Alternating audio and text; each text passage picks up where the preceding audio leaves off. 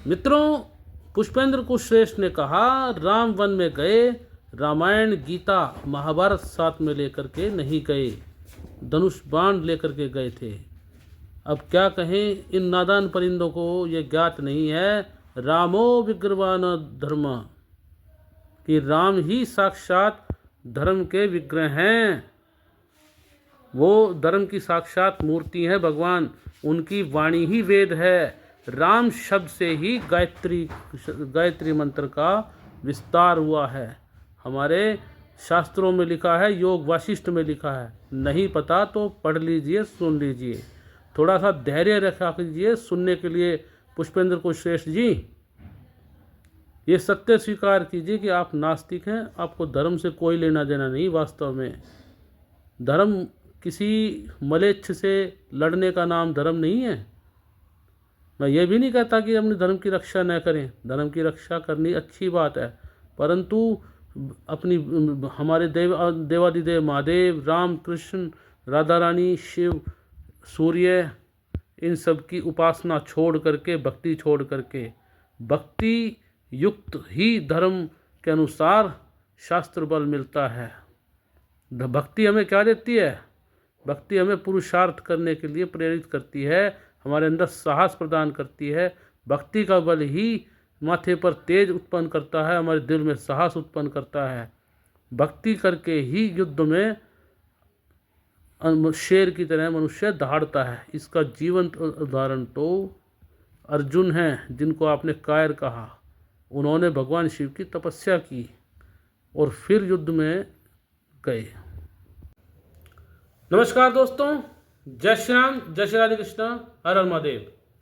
मित्रों, एक समाचार प्राप्त हुआ, हमारे एक मित्र से एक वीडियो लिंक मिला जिसमें अनिरुद्धाचार्य जी कथावाचक हैं, उनकी कथा व्यास, जहाँ पर वो व्यासपीठ पर बैठे थे, कथा कर रहे थे, तो पुष्पेंद्र कुशश्रेष्ठ जी का आगमन वहाँ पर हुआ और उन्होंने कुछ राम और कृष्ण उनके बारे में अनर्गल प्रलाप किए।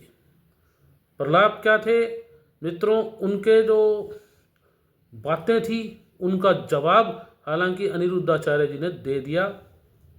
उसका दोनों का वीडियो का लिंक हमने डिस्क्रिप्शन बॉक्स में डाल दिया है। आपसे अनुरोध है, पहले उनको देख लें और उसके बाद हमारा वीडियो देखें, या जिन्होंने मतलब वीडियो वो नहीं देखे हैं, हमारा वीडियो देख रहे हैं, तो बाद में उनको देख लें ताकि आपको पता चले कि उन्होंने कहा क्या था।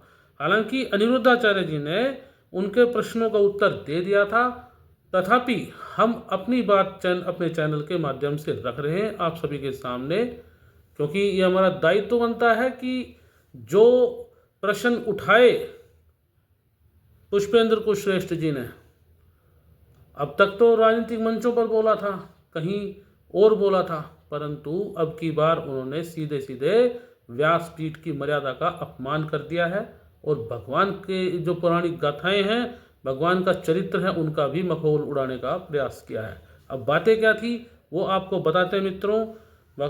इन बिंदुओं पर बोला भगवान श्री राम के चरित्र पर और भगवान श्री कृष्ण की माखन चोरी लीला, रास लीला और अर्जुन को कायर बोला।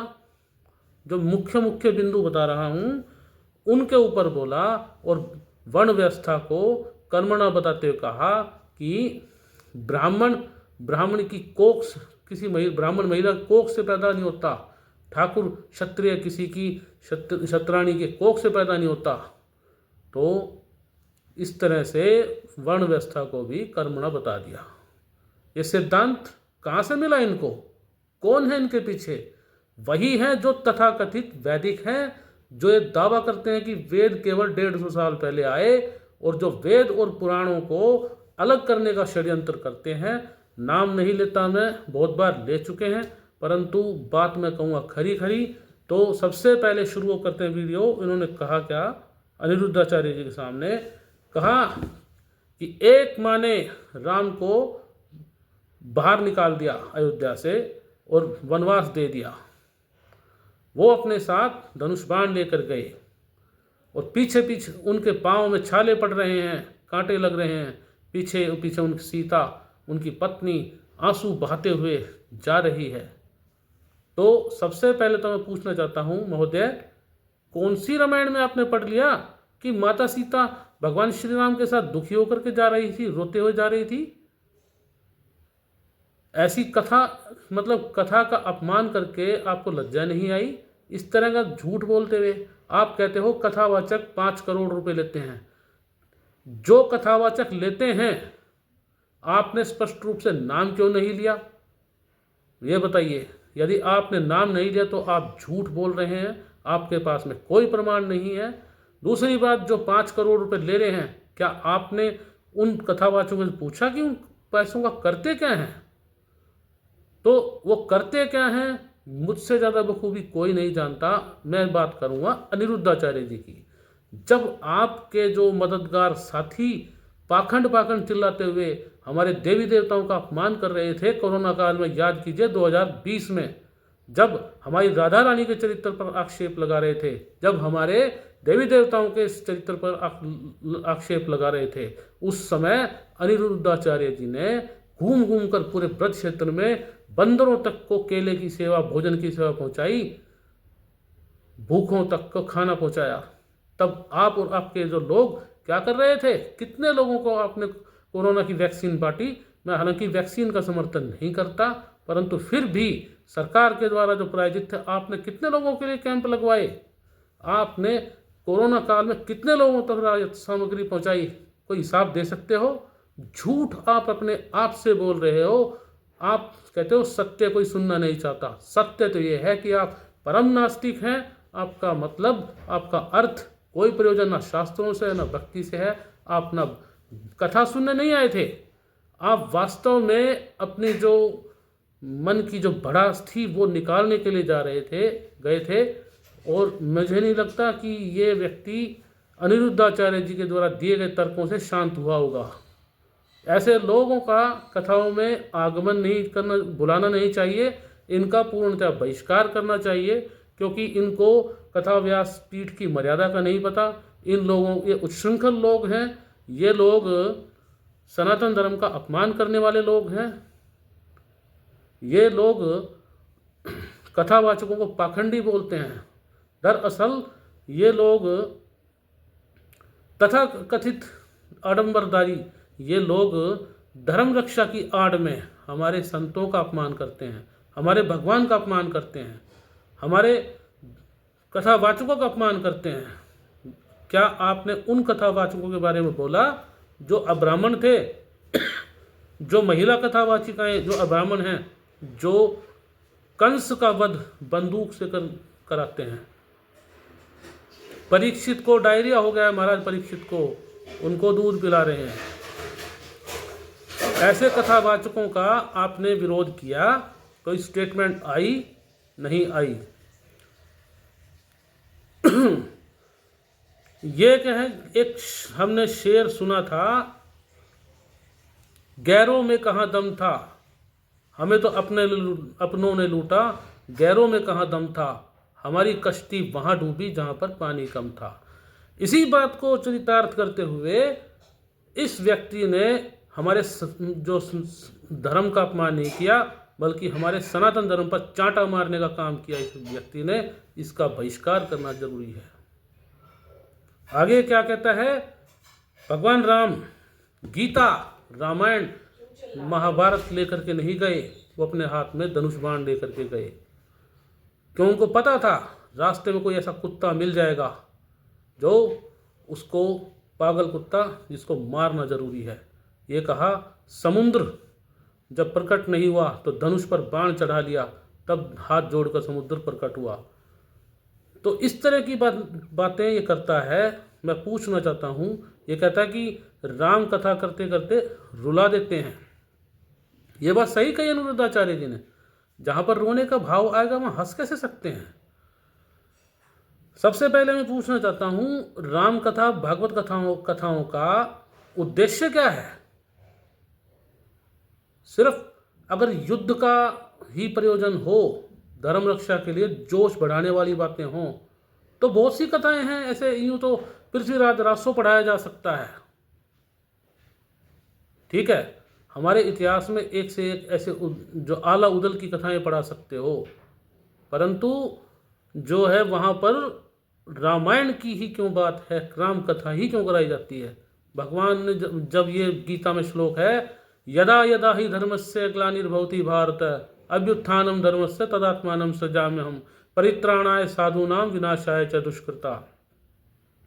धर्म की स्थापना के लिए जब धरती पर भगवान अवतार लेते हैं, जब जब धर्म की हानि होती है तो सज्जनों की, संतों की रक्षा के लिए धरती पर अवतार भी लेते हैं, तब भी अवतार लेते हैं। भगवान की जो लीलाएं हैं राम की, कृष्ण की, उनके भक्तों को आनंदित करने के लिए होती हैं, उनको मोक्ष प्रदान करने के लिए होती हैं। हनुमान जी तो बहुत बलशाली हैं, अनंत कोटिश ब्रह्मांड का बल उनके अंदर है, अष्टसिद्धि नवनिधि के दाता, परंतु फिर भी वो राम कथा में सबसे पीछे बैठते हैं और कथा सुनते हैं, आज भी भेष बदल करके। क्यों? क्योंकि उनको राम के आनंद, राम नाम सुनने में ही आनंद है, राम सुमिरन में ही उनको आनंद आता है। क्यों? राम कथा मोक्ष प्रदायिनी है, भक्तों के मन को आनंदित करने वाली है। जिस प्रकार से माँ बच्चे को लोरी सुनाती है, लोरी सुन करके बच्चे को जो आनंद आता है, उसी प्रकार से जो कथा व्यास जो होते हैं, भगवान राम के, कृष्ण की जो भक्तिमय कथाएं सुनाते हैं ताकि भक्तों के मन को आनंद मिले। आपने जो बातें करी, क्या उससे कितनों को आनंद मिला आप बताएंगे जरा? नहीं, आनंद नहीं मिला, बल्कि रोष पैदा हुआ उन बातों से। तो ये पाप आपने किया। जिस प्रकार से राक्षस लोग विश्वामित्र महाराज और ऋषि मुनियों के कथाओं में विघ्न डालने का काम करते थे, उसी प्रकार से आपने भागवत कथा में ये विघ्न डालने का काम किया है। तो अगला पॉइंट क्या बोला है? भगवान श्री कृष्ण की माखन चोरी लीला। कहा है जिन योगेश्वर कृष्ण ने, भगवान कृष्ण ने कुरुक्षेत्र में कायर अर्जुन को गीता का ज्ञान दिया, उन्हीं भगवान श्री कृष्ण को माखन चोर कह के बदनाम कर दिया। सबसे पहली बात तो एक वीर योद्धा जिनको आचार्य द्रोण ने, उनके गुरु ने कह दिया था, तुस्मो ना धनुर्धरा, तुमसे बड़ा कोई धनुर्धर नहीं होगा, जिन्होंने तपस्या की, स्वर्ग में इंद्र के पास में गए, भगवान की तपस्या करके पाशुपात अस्त्र उन्होंने प्राप्त किया। अरे उन्होंने तो जब वीरेंद्रला के रूप में थे, कर्ण, दुर्योधन, दुशासन, अश्वत्थामा, इन सभी को बेहोश कर दिया था एक ही बाण में, मोहिनी अस्त्र से। तब क्या डरकर भागे थे? अरे तब तो वीरेंद्रला का रूप था। तो आपने कितने आसानी से एक वीर योद्धा को कायर कह दिया। उनको जो विष्णु भगवान के आंशिक अंशावतार माने जाते हैं, नर और नारायण का रूप, भगवान कृष्ण नारायण अवतार और नर के अवतार अर्जुन, उनके बारे में आपने कायरता का कहीं लज्जा आनी चाहिए आपको। कुरुक्षेत्र में गीता का ज्ञान जब दिया भगवान कृष्ण ने, तो कहाँ दिया था? दोनों सेनाओं के बीच में अर्जुन खड़े थे। अगर कायर होते तो भाग जाते मैदान छोड़कर। कायर की परिभाषा पता है आपको? माखन चोरी लीला क्या है? ये बात सही कही। हमारे भागवत पुराण में एक ये भी कहा है कि हमारे हृदय रूपी माखन को, चित्त को, हे प्रभु चुराइए। वेदों में, यजुर्वेद में एक मंत्र आया है, तस्कराणाम पतये नमः, कि हे चोरों के सरदार, आपको हमारा नमन है। तो ये क्यों कहा है? क्या रहस्य इसके पीछे? आपने कथा नहीं पढ़ी। माखन चोरी की लीला तो महाभारत में भी है। नवनीत चोरी महाभारत में सभा पर्व के, अर्धाभियान पर्व के 38वें अध्याय में गंगापुत्र भीष्म पितामह धर्मराज युधिष्ठिर के सामने उपदेश कर रहे हैं और कहते हैं कि अपने घर में नवनीत चोरी कर रहे थे, यानी कि माखन चोरी भगवान श्री कृष्ण कर रहे थे। तो माता ने उनको पकड़, कुछ गोपियों ने देख लिया, यशोदा मैया ने उनको उखल से बांध दिया और गोपियां खुद उनको आमंत्रित कर रही हैं, हे कृष्ण आइए हमारे घर में चोरी कीजिए। वो गोपियां कौन थी? वो ऋषि मुनि थी। आपने सूरदास जी के साहित्य को नहीं पढ़ा? आपने, अरे आपसे तो अच्छे मुसलमान हैं वे लोग। रसखान जी मुसलमान थे, उन्होंने तो भगवान कृष्ण की भक्ति की, मुसलमान होकर भक्ति की, आप उनसे भी गए गुजरे हो। तो